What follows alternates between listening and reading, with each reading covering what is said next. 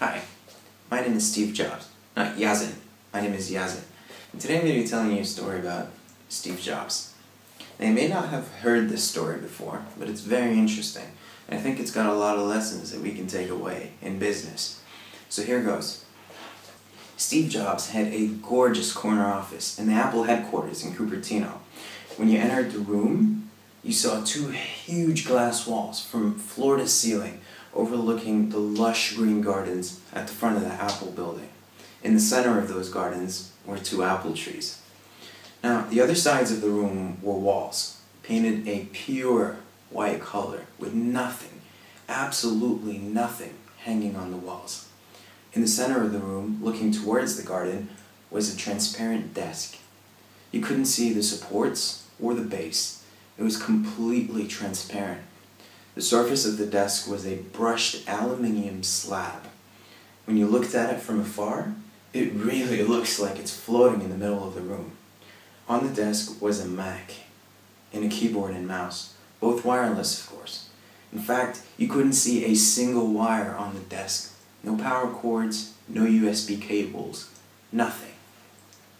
At each of the four corners of the room was a trash bin, built with what looked like the same brushed aluminium as the desk, and perfectly cubic in shape.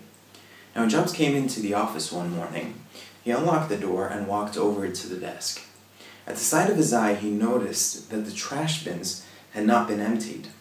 Now, he called the janitor to his room, and Terrence, the janitor, quickly appeared, taking in little gasps of air as he spoke. He'd obviously been running. "Why haven't the trash cans been emptied?"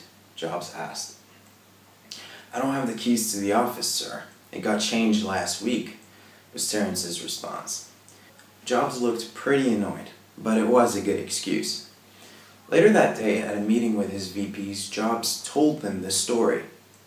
He then ended the story with this: "When you're the janitor, reasons matter.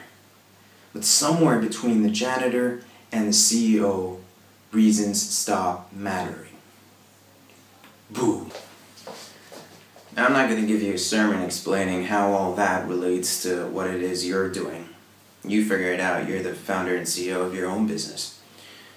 But what I will tell you is, I made a lot of those details up. I mean, I never really saw what Steve Jobs' office was like and had to make up all those details. But the story is correct. The story where the janitor and whatever, that last part, that's absolutely correct.